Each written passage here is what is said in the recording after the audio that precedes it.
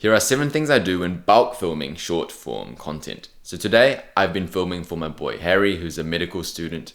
Let's get into it. So before you start filming, it's good to have a plan on what you want to film. So on the day of filming, it just goes smoothly. Bang, bang, bang, bang. So I'll show you what I've done with Harry. So here's a document on Google Docs. We have 3 broad categories: medical school, study tips, and motivation and hustle. And within each of these categories, we have scripts. For example, how med school is structured and imposter syndrome in med school, things like that. You can either do this as bullet points or actual scripts, depending on how good you are at talking on the fly.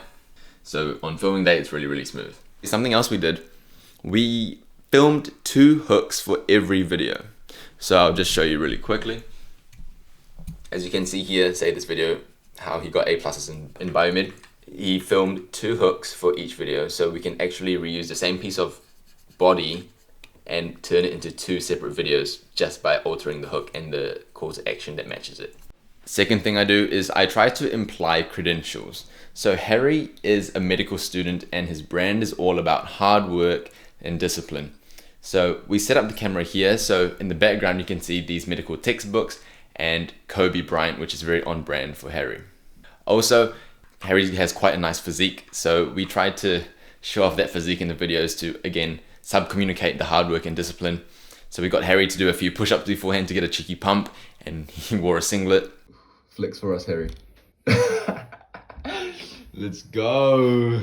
And also, on a few of the videos, we got him to wear a hoodie, which is a medical school hoodie, which is quite well known within the biomedical school, biomed network.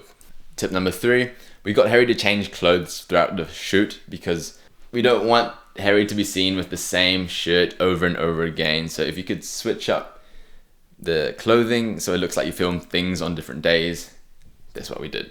Number 4, we took some breaks. So every half an hour or so, we took a break and then we got back to filming with high energy. And along those lines, we also got Harry to drink a bit of caffeine to get the extra energy on camera, because people say that on camera, you have about 50% of the energy as you would in real life. You'd be perceived with 50% of the energy.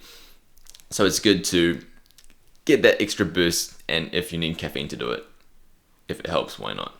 Something else I do is I do a trial run of one video with the setup, because you don't know, maybe the camera's not working properly, it's out of focus, or the mic's not on or something like that, and you don't want to film an entire day's worth of content and then realize something was off and you have to repeat the entire process again.